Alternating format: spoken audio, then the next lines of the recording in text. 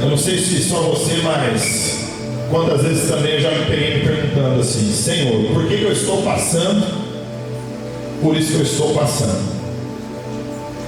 E muitas vezes nós vamos atribuir aquilo que a gente está passando, o quê? Ah, é porque fulano de tal fez isso, é porque tal pessoa fez isso, ah, é porque o diabo se levantou contra a minha vida.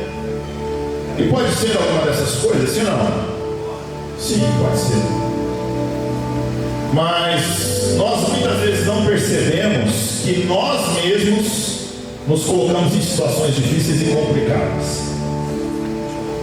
Nós somos especialistas nisso, tá? Eu não sei se você é como eu, mas muitas vezes nós acabamos nos colocando em situações que nós mesmos proporcionamos. A gente fala que não deve, a gente toma atitude precipitada por causa de ansiedade, a gente se irrita além que deveria, sim ou não? Sim. Então não é a tempestade que chega a nós, mas nós nos colocamos na tempestade. Ou a gente nem se coloca na tempestade, a gente provoca, a gente gera a tempestade. Mas Deus é tão bom que até a tempestade que você gerou, Ele quer te livrar dessa tempestade também, amém? Porque Deus é misericordioso, Deus é rico em graça e misericórdia. Porque o nosso Deus, a partir do momento que a gente... O que nós cantamos aqui? Que você está o que ao Senhor nessa noite? Rendido. Rendido é o quê? Quando a polícia rende um bandido, como que é, né, Indaleste? O que ele pode fazer? Não pode fazer nada, está rendido. É vida ou é o quê? A morte. Quando diz assim, Senhor, rendido eu estou à tua vontade, ao teu querer, é porque você entregou totalmente a sua vontade e o seu querer ao Senhor. Eu quero que você abra comigo a sua Bíblia em Jonas capítulo 1. Oséias, Joel, Amós, Obadias, Jonas, Miqueias, Naum, Abacuque, está por aí. Jonas capítulo 1. Nós vamos ler o capítulo inteiro.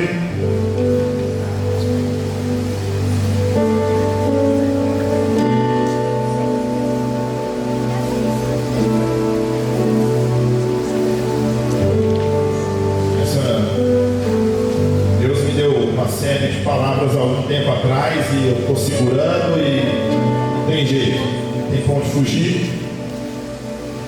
Não adianta ficar igual o Jonas, né? Eu quero ficar igual o Jonas. Senhor, eu não quero pregar isso não quero pregar outra coisa, quero seguir outra direção. Aí Deus fala assim, não, não e não. Você tem que pregar o que eu quero que você pregue.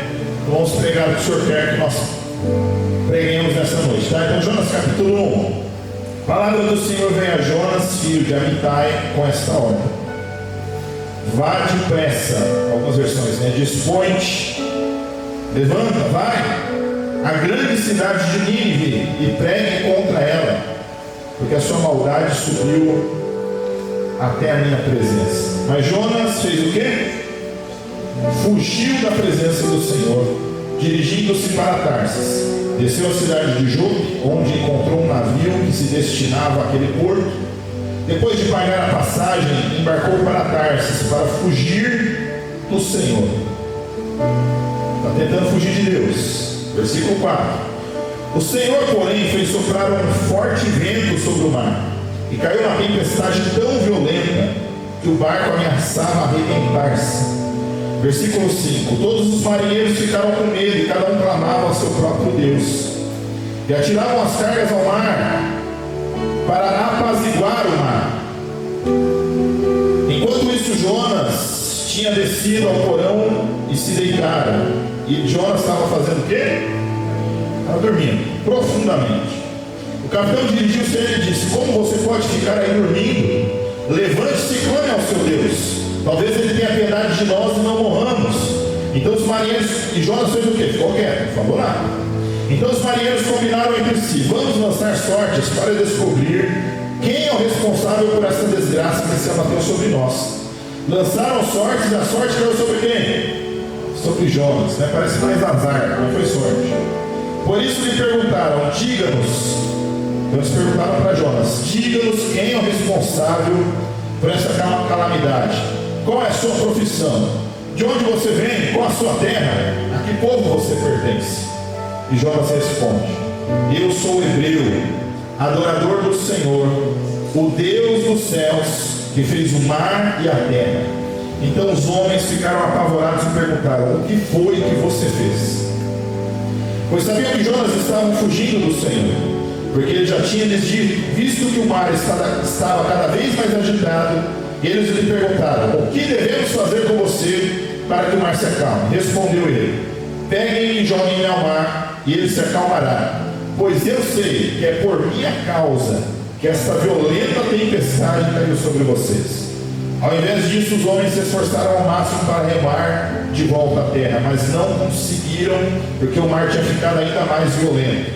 E eles clamaram ao Senhor: Senhor, nós suplicamos, não nos deixes morrer por tirarmos a vida deste homem. Não caia sobre nós a culpa de matar um inocente, porque tu, ó Senhor, fizeste o que desejavas. Em seguida pegaram Jonas, o lançaram ao mar enfurecido, e este se aquietou. Ao ver isso, os homens adoraram o Senhor com temor, oferecendo-lhe sacrifício e fazendo-lhe votos.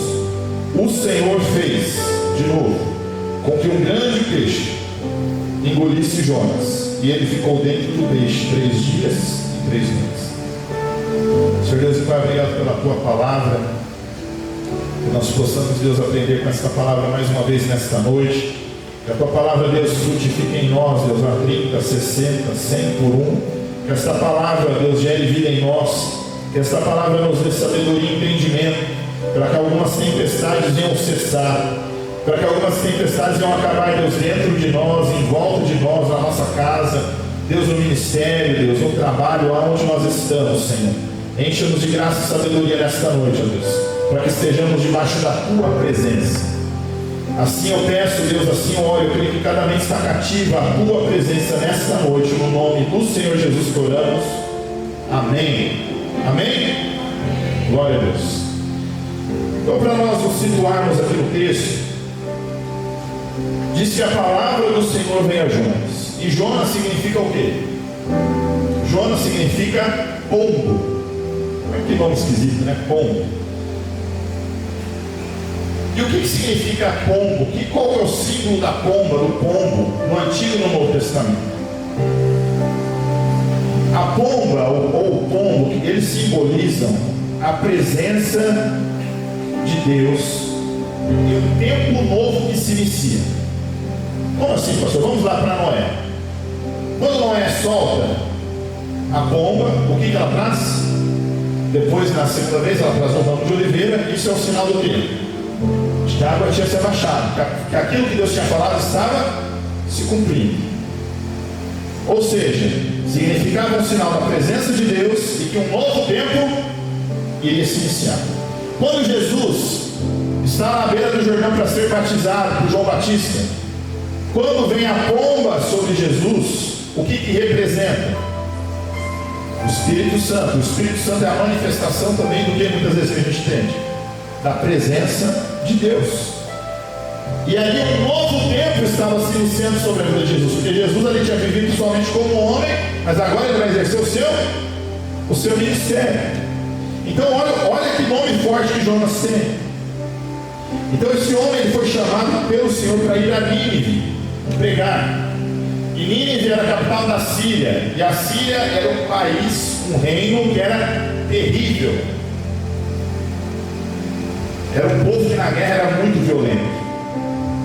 Quando a gente vai ler a Bíblia no Antigo Testamento, o pessoal fica assim, geralmente ateu fala assim: ah, mas Deus lá no Antigo Testamento mandou fazer isso, aquilo outro, matar, não sei o quê. Gente, o povo de Deus, se você pegar como era o povo de Deus no Antigo Testamento, como eram os outros povos, o povo de Deus tinha uma ética de guerra, vamos colocar assim. Os outros povos não tinham ética de guerra. O que era? Eles entravam, estupravam as mulheres. Assírios, o que os assírios faziam? Estrupavam. Quem ia preso, às vezes fazia o quê? Empalava. O que é empalar? Enfiava por trás até sair pela boca. Eles empalavam os seus prisioneiros de guerra. Eles pegavam os bebês e abriam nas rochas. Você acha que era um povo cruel, sim ou não? E Deus está falando para Jonas assim: Jonas, você vai pregar para esse povo. Você vai pregar para o povo da Síria, você vai pregar para esse tipo de gente. Você vai pregar para esse povo que já fez mal até o seu povo. Você vai pregar para esse tipo de gente. Imagina aí, você vai pregar para gente que fez talvez mal para pessoas da sua família. Você vai falar de mim para elas. Gente, Deus costuma pedir para a gente aquilo que a gente não quer obedecer. Sim ou não?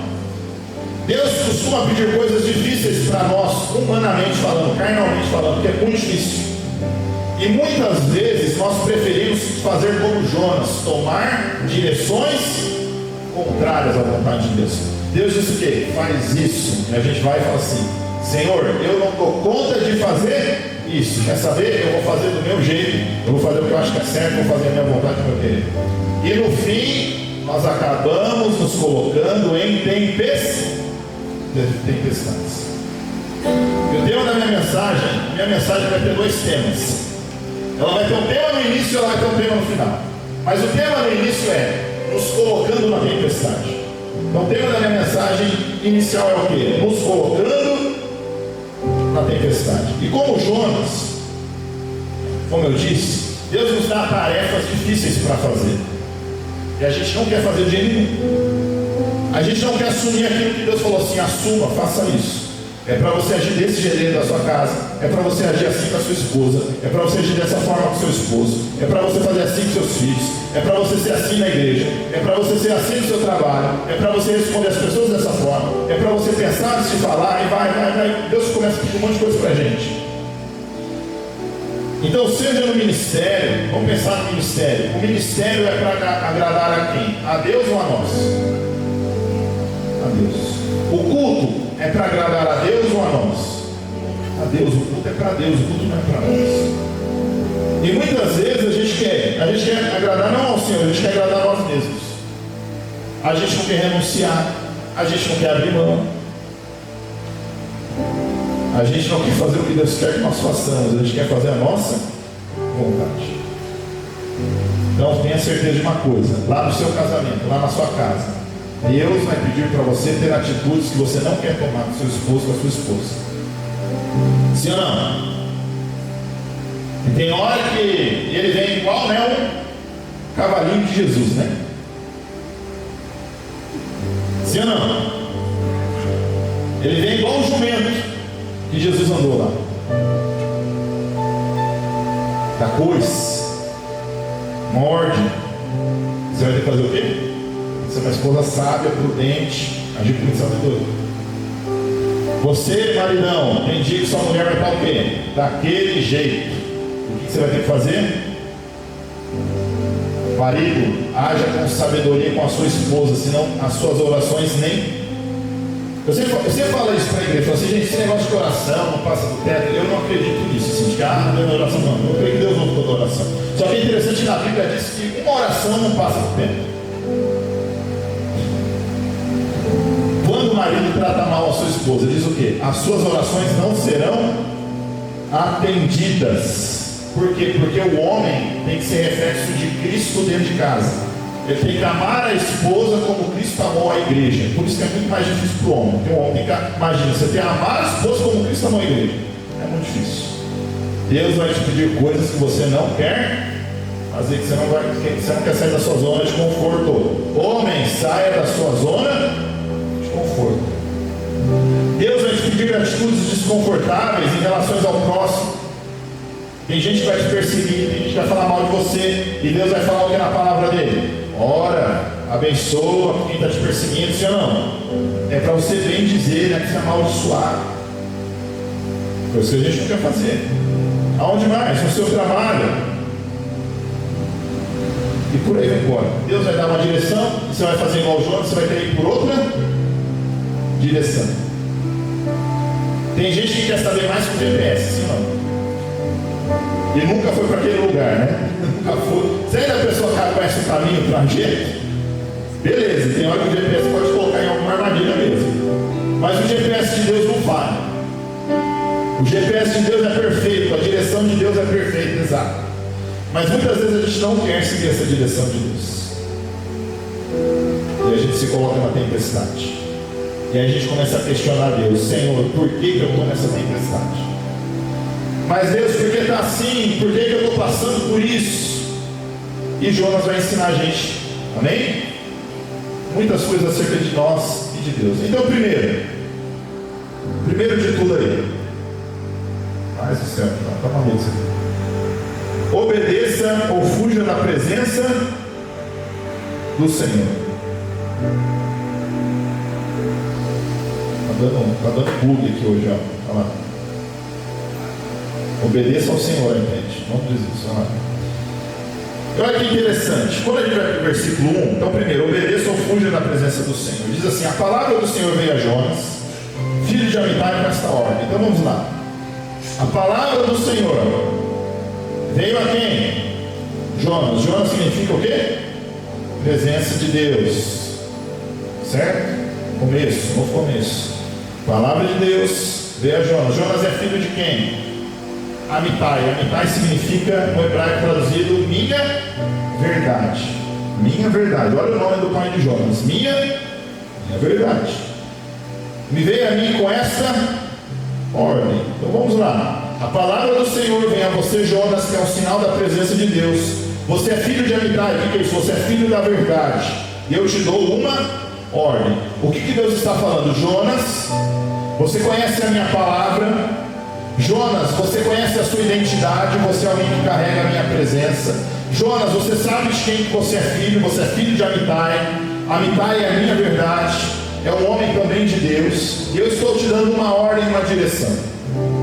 Então eu quero dizer para você, você conhece a palavra do Senhor.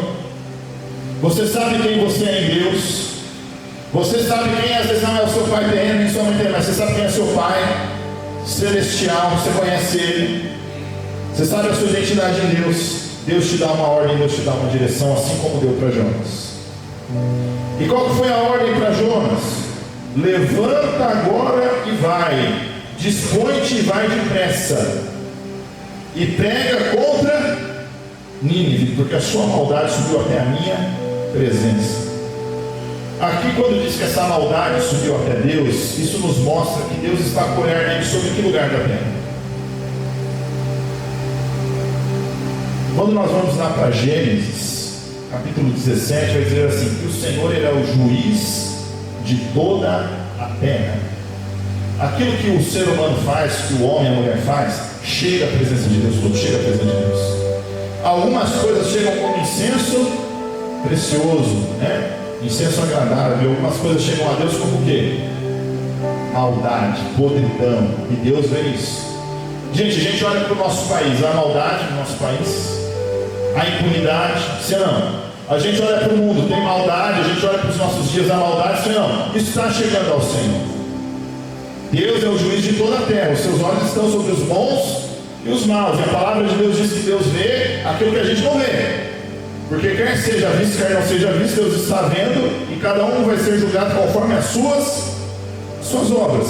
Deus está aqui mostrando para nós que Deus é um Deus de justiça. Que Deus não está sem ver as coisas. Então quer dizer para você já passou por injustiça? Deus viu, Deus está vendo. Os olhos do Senhor estão sobre a terra. Mas o que Jonas faz? Mas Jonas fugiu da presença do Senhor e foi para Tarsis. E diz que ele paga para fugir da presença de Deus para Tarsis. Ele quer fugir da presença do Senhor. E o que me chama a atenção aqui? Então vamos lá. Isso aí muitas pessoas já sabem, né? Tarsis é para cá, Nínive é para lá. Deus fala o quê? Vai para Nínive. Jonas faz o quê? Vai para Tarsis. E diz que ele está fugindo da presença do Senhor. Mas Jonas era alguém que o nome dele significava o quê? Que a presença de Deus já estava sobre a vida dele. Então ele pode tentar fugir da presença de Deus, ele vai conseguir? Ele não vai conseguir fugir da presença do Senhor. Mas o mais interessante, conforme eu estava estudando o texto bíblico, é que a palavra presença, sabe o que ela significa? Lá é Panaim. Panaim. O que é Panaim no hebraico? Face. Presença significa face. Mas Jonas fugiu da face do Senhor. E aqui quando fala para fugir do Senhor, o quê? Para fugir o quê? Da face do Senhor. E o que nós entendemos aqui? Que todos nós vivemos diante da face de Deus. Todos nós vivemos diante da face do Senhor, e não tem como fugir da sua face. Não tem como fugir dos olhos de Deus. Os olhos do Senhor estão sobre a terra. Não tem como nós fugirmos disso. Então nós vemos Jonas que faz isso. E quando nós vamos para Moisés, lá em Êxodo capítulo 33, versículo 14 e 15, diz assim: olha a diferença de Moisés. Moisés responde assim. Moisés não, Deus fala para Moisés, né? A minha presença. O que Deus está falando para Moisés? Moisés, a minha presença, a minha face irá contigo e eu te darei descanso. Êxodo 33, 15. Então lhe disse Moisés: se a tua presença, se a tua face não vai comigo, não nos faça subir deste lugar. Moisés fala assim: Senhor, teve um tempo que eu fugi para o deserto, teve um tempo que eu fugi das pessoas, mas um dia eu te encontrei, um dia eu encontrei ao Senhor. Um dia o Senhor me chamou à tua presença, um dia o Senhor me chamou para viver diante da tua face.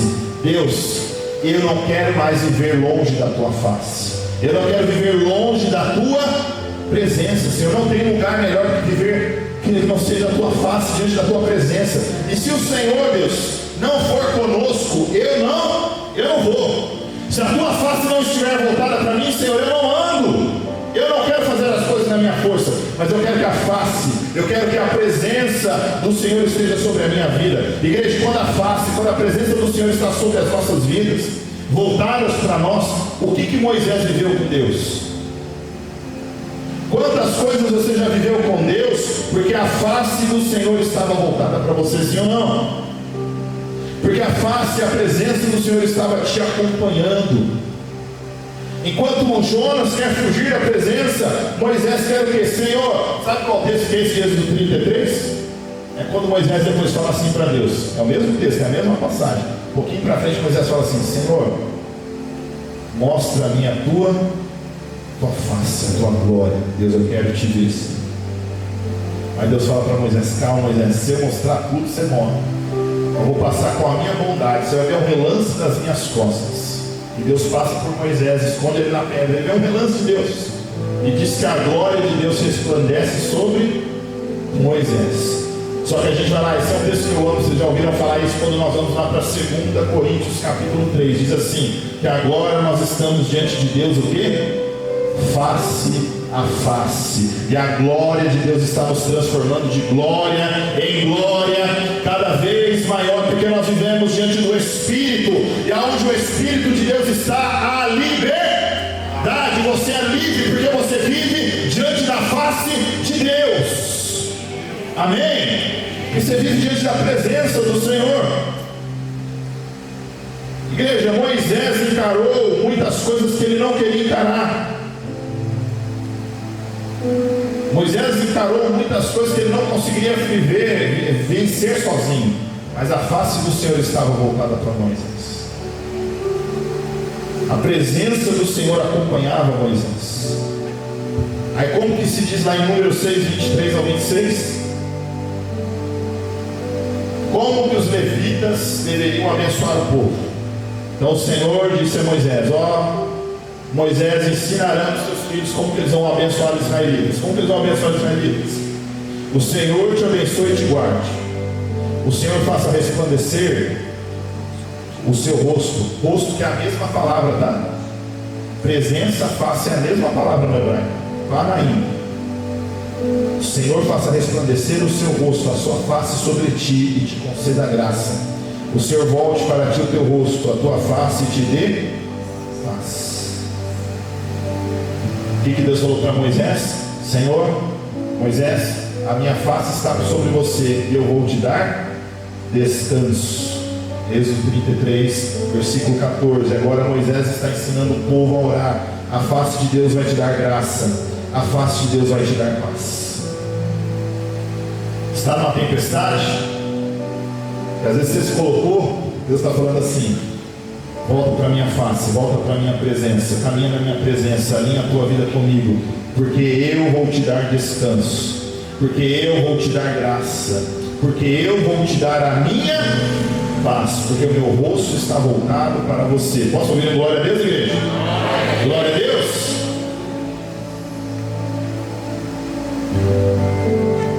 Glória a Deus. Então, segundo ponto, gerando a tempestade. Eita, pastor, tanta coisa para gerar boa, né? Para gerar tempestade. Gerando a tempestade.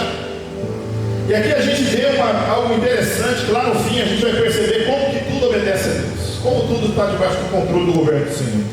Diz assim: o Senhor, porém, fez soprar um vento forte sobre o mar, e disse que vem uma tempestade. Jonas não obedece a Deus. O vento obedece a Deus? O mar obedece a Deus? Sim ou não? Sim. Tudo obedece ao Senhor. A gente quer obedecer muitas vezes. Eles obedecem ao Senhor. E a palavra para mar aqui também, esse texto aqui é muito rico quando você vai para as línguas originais, né? A palavra aqui para mar é Ian. Ian. Y-A-N. Vamos lembrar.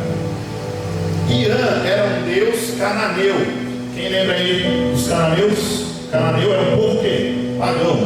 Um povo que adorava Baal, Astarote, Moloque.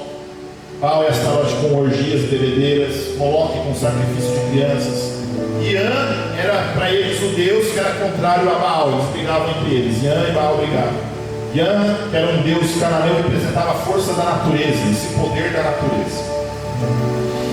E como que a gente vê algo interessante aqui? Diz o quê? Que os marinheiros começam a jogar no mar a carga para tentar apaziguar quem?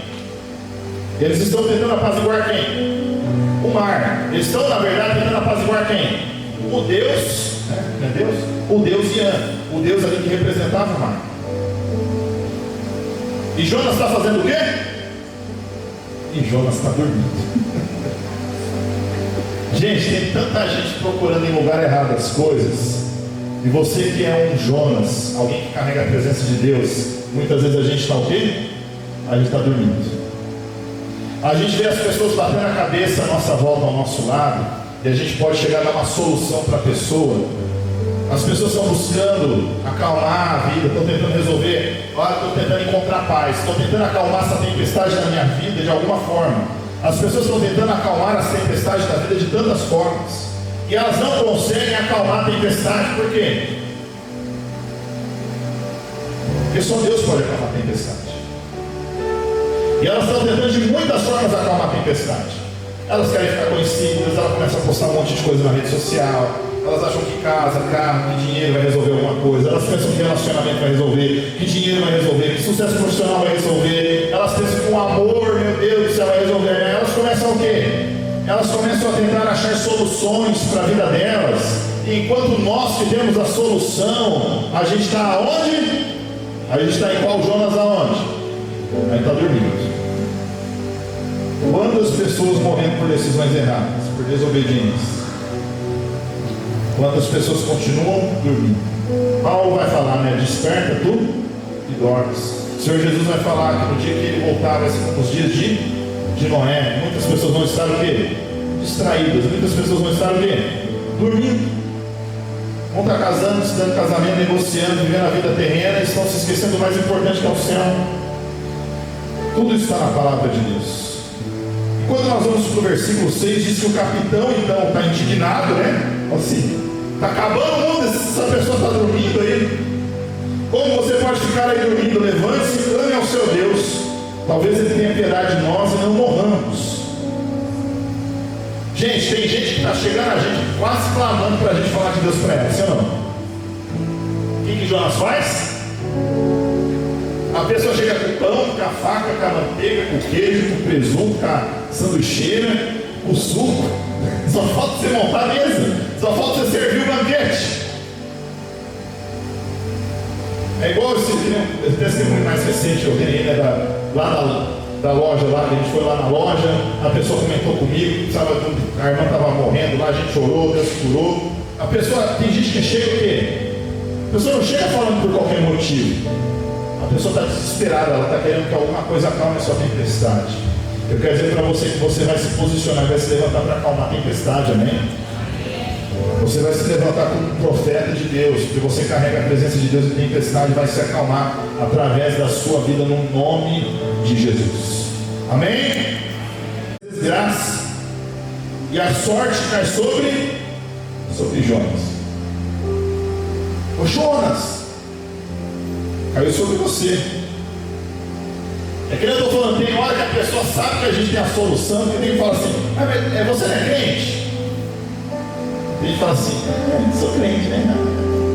Eu sou crente mesmo. A pessoa fica como? Não, sou crente sim, não. Só tem vergonha de falar que é crente. O que Jonas está falando aqui? A culpa é sua, né?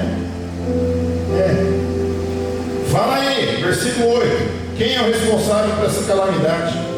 Qual a sua profissão? De onde você vem? Qual a sua terra? De como você pertence?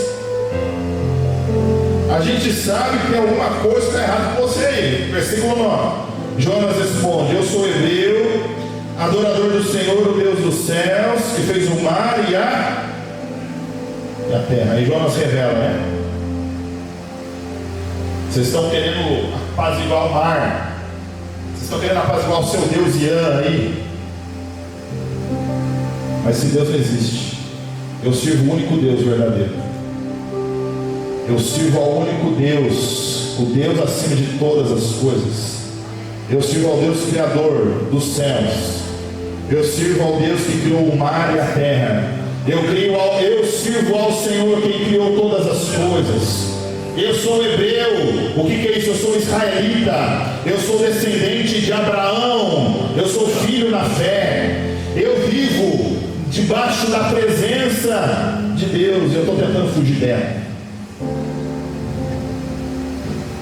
Não adianta você tentar fugir daquilo que Deus tem para a sua vida. Deus vai te pegar na curva. Deus, eu quero profetizar nessa noite. Tem gente que está fugindo aí, Deus vai te pegar na curva, amém? Você que está tentando fugir de Deus, Deus vai te pegar lá na curva. Deus vai te acertar no meio. Se for preciso jogar, vai jogar. Se for preciso o peixe engolir, vai engolir. Mas você vai voltar para o propósito que Deus te chamou, para o qual você foi chamado e escolhido para viver na presença de Deus. Amém? Tem alguém que você conhece que está fugindo da presença de Deus? Você fala, Senhor, pode mandar a tempestade, pode mandar o peixe engolir, mas ele vai voltar para a tua vontade que eu queria. Ele vai passar por aquilo que não quer passar, ela vai passar por aquilo que não quer passar, mas que ele e ela vai voltar para a tua presença, ela vai, no nome de Jesus. Amém? Então, igreja, Deus quer que nós nos posicionemos e não fujamos. Não vou fugir mais. Olha, eu sou hebreu mesmo, eu sou do povo de Deus, eu sirvo ao Senhor. Vocês estão buscando um lugar errado. Na verdade, vocês estão buscando em coisas. Eu estou buscando aquele que criou todas as coisas. Eu sirvo aquele que governa sobre todas as coisas. Eu sirvo ao Senhor do Senhor e do Rei dos Reis, do Rei da Glória, aquele que governa sobre todo o trono, principado e potestade. Aleluia! Glória a Deus. Terceiro e último. Terminando a tempestade que começamos. Não terceiro. Terminando a tempestade que começamos. Então eles perguntam, é que eles estão apavorados. Versículo 10. O que foi que você fez? Pois sabiam que Jonas estava fugindo do Senhor, porque ele lhes tinha dito. Visto que o mar estava cada vez mais agitado, eles perguntaram: o que devemos fazer com você para que o mar se acalme? O que vai acalmar essa tempestade? Igreja, o que vai acalmar a tempestade que nós mesmos começamos na nossa vida?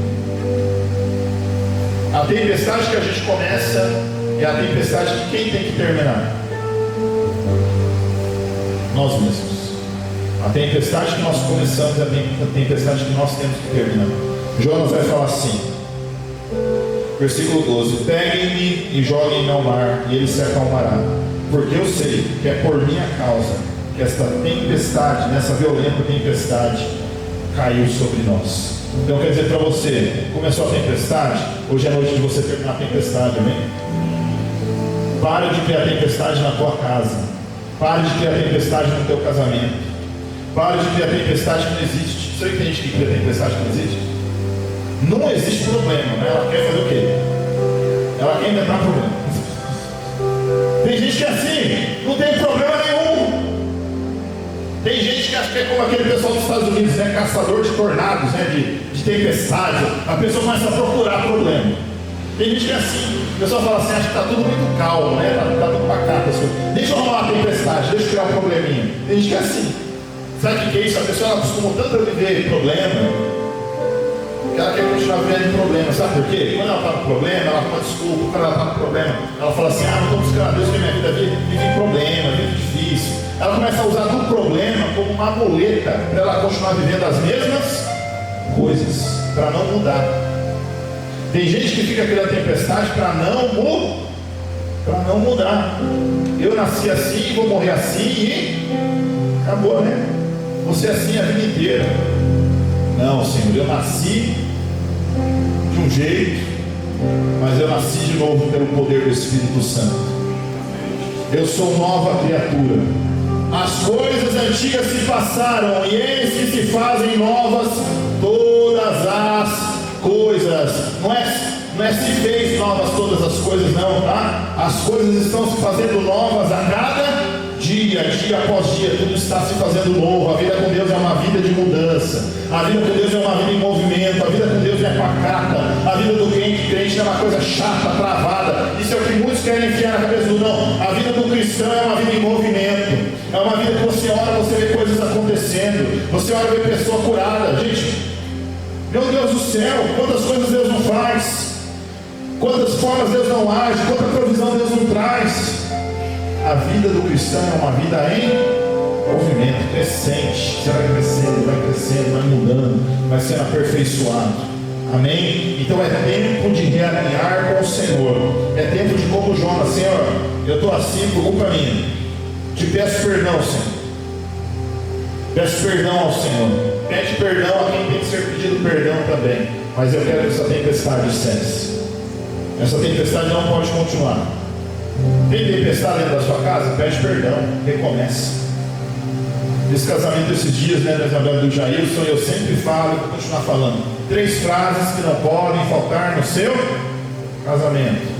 Eu te amo. Eu errei e me perdoe. 3 frases que não pode faltar no casamento. Eu te amo. Né? Te amo, minha linda, como você está linda, maravilhosa. Eu errei. E erra, né? Meu Deus do céu, como a gente é. Me perdoa, vamos acertar as coisas, vamos caminhar para algo melhor. Deus quer que você, como Jonas, reconheça que você está gerando essa tempestade, amém? Tem tempestade que está acontecendo na sua vida, não é culpa de ninguém, não é culpa do diabo, são por decisões suas. Deus te chama para fazer coisas que você não quer fazer. Você quer resistir à vontade de Deus, não resista nessa noite. Fala, Senhor, como é que nós louvamos aqui? Eis-me aqui. Essa aqui não, nem sei, né, Pedro? Eu cantei a outra, né? Eu cantei a outra versão, né?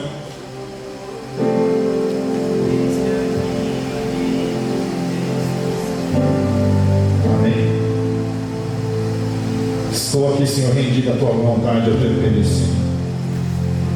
Eis-me aqui, Senhor, rendido, eu estou à tua vontade. Eu me rendo ao teu querer, Senhor, a tua vontade sobre a minha vida. A nossa vontade gera tempestade, mas a vontade de Deus acalma o mar, amém? A vontade de Deus, aí isso aqui é uma série de pregação, a gente vai chegar lá depois em Pedro andando sobre as águas. A tempestade de Deus nos faz andar sobre as águas, amém? A tempestade de Deus nos faz viver coisas que a gente nunca viveu antes, quando a gente decide ouvir a voz do Senhor. Então mesmo que você tenha pecado, desobedecido, o seu arrependimento e o seu posicionamento vai gerar uma mudança extraordinária. Por quê? Aqueles homens, eles tentam resolver o problema sem jogar Jonas no mar. Eles clamam ao Senhor e falam, Senhor, não nos deixe morrer porque tiramos a vida deste homem. Não caia sobre nós a culpa de matar o inocente, porque tu, ó Senhor, fizeste o que desejava. Senhor, o Senhor está fazendo a tua vontade. Em seguida pegaram o Jonas e o lançaram ao mar enfurecido, e esse se aquietou. Ao verem isso, os homens adoraram o Senhor com temor, oferecendo-lhe sacrifícios e trazendo-lhe votos. Quer dizer para você que o seu arrependimento vai impactar a vida de muita gente, amém? Jonas se arrependeu. O que o arrependimento dele gerou? O arrependimento de Jonas fez ele voltar à vontade de Deus, fez ele passar o que ele não queria. Ele teve que colher as consequências. Porque às vezes vai ter consequências, sim ou não?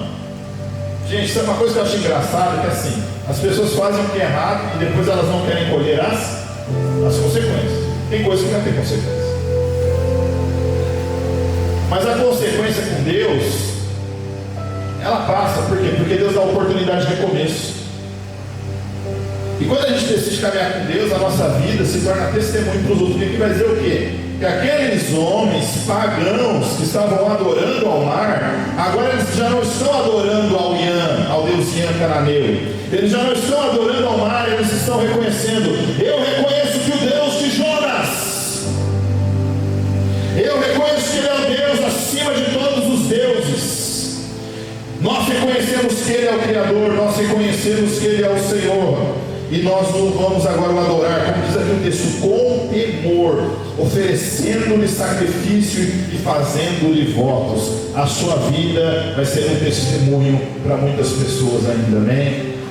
Glória a Deus! Glória a Deus! Deus é um Deus de graça, amém, igreja? Deus é um Deus de misericórdia, amém? Deus é um Deus de recomeços. Sempre quando eu vendo uma pessoa que está quebrada, arrebentada, a pessoa fez um monte de coisa que tinha que ter na vida, fala assim: sabe o que é bom? Que Deus é um Deus de recomeço. Você pode recomeçar na sua vida. Você quer recomeçar hoje? Não pede perdão para Deus, você vai recomeçar. Seu passado vai ficar para trás. Pode ter consequências? Pode ter, do que você sentiu. Mas se você vai viver algo novo com Deus, você vai viver algo novo com Deus. Jonas sabia que Deus era um Deus de graça, misericórdia e recomeço, sim ou não? Por isso que ele não queria o quê? Por isso que ele não queria ir para Nínive. Como Jonas sabia que Deus era um Deus de graça, misericórdia, como ele falou: eu não quero ir para Nínive, pegar para aquele povo mau. Tá bom, você não quer, Jonas? Então vai para a barriga do peixe. Não é baleia, tá, gente? Ele fala que é baleia. Foi para a barriga do peixe grande. A gente sabe que peixe que é esse? Pode ser um tubarão baleia, pode ser, sei lá, pode ser muita coisa. E diz que ali ele fica 3 dias e 3 noites. E eu entendo que ele morreu, tá? Cada um entende o que quer. Eu entendo que ele morreu, porque quando Jesus diz assim: eu vou dar um sinal para vocês, o que Jesus fala? Eu vou dar um sinal para vocês do profeta Jonas, que passou 3 dias e 3 noites no quê? Nas profundezas da terra. Aonde Jesus ficou 3 dias e 3 noites? Jesus ficou morto ou vivo? Jesus ficou morto ou vivo? Jesus falou que o sinal dele é o sinal do quê? De Jonas. Tá? Dá sem entender isso. E Jonas, ele é jogado na terra. E ele prega a Nínive. E o que acontece naquela cidade? Quem se converte? Todo mundo. Todo mundo se converte. Todos se convertem. Todos se convertem. Jonas, capítulo 4. A gente está caminhando para a conclusão, tá? Jonas, capítulo 4. Abra sua Bíblia em Jonas, capítulo 4. Jonas cumpre a sua missão, mas Jonas ainda resiste à vontade de Deus. Jonas, porém, ficou profundamente descontente, e com isso, se enfureceu. E Jonas ora a Deus: Senhor, não foi isso que eu disse quando ainda estava na minha casa? Ou seja, a gente não viu isso aqui, a gente está vendo isso aqui agora. Mas lá na casa dele, Jonas já tinha tido uma conversa com Deus. Foi por isso que me apressei em fugir para Tarsis. Por quê? Eu sabia que tu és Deus misericordioso, compassivo, muito paciente, cheio de amor, e que prometes castigar, mas depois te arrependes. Agora, Senhor, tira a minha vida, eu imploro, porque para mim é melhor morrer do que viver. O Senhor lhes respondeu: você tem alguma razão para essa fúria? Gente, aí a gente vai seguir na história aqui. Deus faz o quê? Ele se senta ali à sombra, ele fica esperando, ele fica olhando para a cidade. Sabe qual que é a impressão que dá? Que Jonas senta longe da cidade, ele fica olhando a cidade, ele fica pensando o quê? Esse povo não vai se arrepender, e Deus vai vir e vai fazer o que com essa cidade? Deus vai vir com o fogo do céu, vai destruir essa cidade. Jesus tinha discípulo assim. Vocês conhecem 2 discípulos que falaram assim: Senhor, manda fogo sobre essa cidade, acaba com tudo. Tem? Jesus tem discípulo assim, senhor?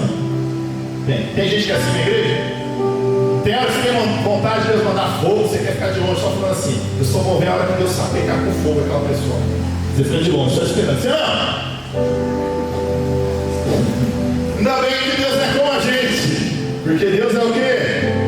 Misericordioso, compassivo, muito paciente, cheio de amor.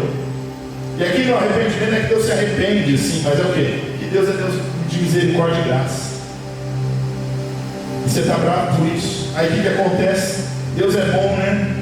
Deus faz crescer uma planta, vem sombra sobre a cabeça de Jonas, e Jonas fica alegre, por quê?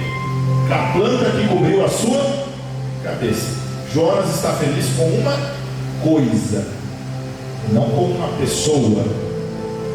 Ele está feliz com uma coisa que está lhe dando alegria. Mas na madrugada do dia seguinte, Deus, quem que manda alagar? Quem que manda a planta crescer? Quem que manda alagar? Deus. Também a lagarta, vai com a planta, ela se seca. Deus traz um vento. Quem traz o vento? Vento oriental, Deus. O sol bateu na cabeça de Jonas ao ponto dele quase desmaiar. E com isso ele desejou morrer. Melhor morrer do que viver. E Deus fala para Jonas de novo: você está bravo por quê, meu filho? Sim, estou bravo, Deus. Não concordo com aquilo que o Senhor está falando para que eu faça. Alguém aqui já ficou bravo com Deus? O que o Senhor está me pedindo é difícil demais. Não vou fazer, não quero fazer o que o Senhor está me pedindo. Não vou, não quero. Jonas prefere se alegrar com coisas do que com pessoas arrependidas. Jonas está olhando para aquilo que é natural. Diz que ele é um homem que carrega a presença de Deus. Ele carrega a presença de Deus. Aí Deus fala para Jonas: você está com dó da planta, mas tem ali 120 mil pessoas que não sabem diferenciar nem a mão da direita da esquerda. Gente, a gente vive dias que as pessoas não sabem diferenciar a mão direita da esquerda. A gente vive dias assim. A gente tem que ser como o nosso Deus, um Deus de amor, de graça, de misericórdia, estender a mão, restaurar, pregar, curar, levantar. Deus quer nos levantar para viver essas coisas nesses dias, amém? A gente tem que ser como o nosso Deus, a gente não tem que ser como as pessoas, a gente não tem que ser como Jonas aqui, a gente tem que ser como o nosso Deus. A gente tem que ser igual a Moisés, né, pastor? Às vezes, vai dizer que Moisés foi o homem mais paciente da terra, e cheio de pegou aqui, ficou bravo, bateu na pedra lá, desobedeceu a Deus. Assim? Alguém vai ficar bravo, ele vai bater na pedra mesmo, vai fazer o quê? Mas a presença de Deus vai continuar sobre a nossa vida, a presença de Deus vai continuar sobre a tua vida. Vamos lá, olhando aqui, concluindo, olhando para o livro inteiro de Jonas. Quem desobedece a Deus? Jonas. Mas quem que obedece? O vento obedece a Deus, o mar obedece a Deus, os marinheiros obedecem a Deus, o grande peixe obedece a Deus, os ninivitas obedecem a Deus, o rei de Nínive obedece a Deus, os animais entram em jejum também, que o rei pede, obedecem a Deus, a planta obedece a Deus, a lagarta obedece a Deus, o vento obedece a Deus, mas Jonas quer continuar resistindo e desobedecendo a Deus. Gente, se não fosse Deus sobre as nossas vidas, porque você não está vendo, mas Deus está cuidando sobre o sol, sobre a tua cabeça, sobre a sombra da tua cabeça, sobre o teto da tua casa, sobre o chão que você pisa, sobre o lugar que você entra. Deus está cuidando de todas as coisas, porque tudo obedece ao Senhor, tudo está cooperando para o seu bem. Tem hora que vai ser difícil, tem hora que vai ser fácil, mas todas as coisas estão cooperando para o seu bem, porque tudo obedece ao Senhor. Sobre o governo do Senhor, só nos basta falar o que, Senhor, eu estou também rendido por completo à tua presença, eu quero viver o teu querer sobre a minha vida. Glória a Deus. Amém. Como que a gente vai ser, Pai? Braço forte. Quem? A gente vai ser como quem? Como Jonas? Ou a gente vai ser como tudo o resto que está obedecendo a Deus? Olha que interessante, né? Eu quero que vocês fiquem onde vocês estão.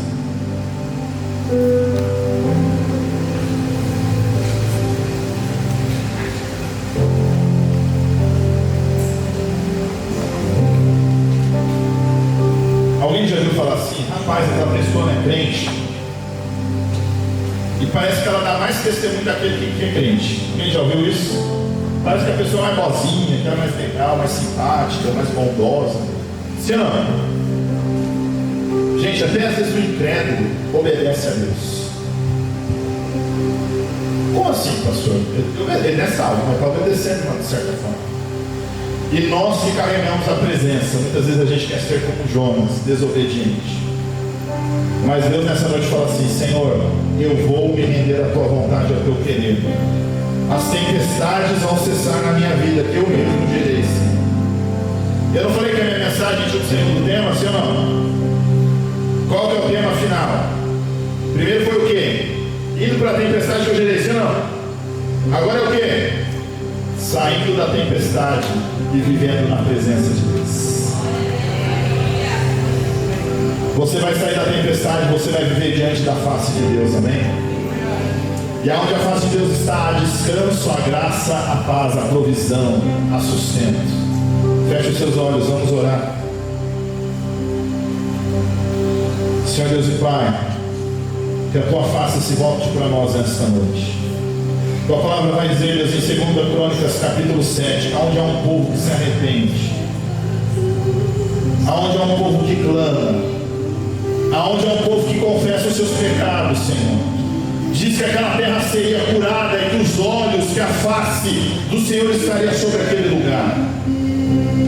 Há pessoas, Deus, que nessa noite reconhecem que estão sendo falhas em alguma área, Senhor. Sendo falha às vezes na forma de lidar com o ministério, sendo falha às vezes na forma de lidar com o esposo, com a esposa, na forma que lida com os filhos, na forma que está lidando com as pessoas lá fora, não está testemunhando. Enquanto Deus era para lá se levantar e falar: eu sirvo ao Deus, Criador de todas as coisas dos céus e da terra. Mas nesta noite a presença de Deus te alcança.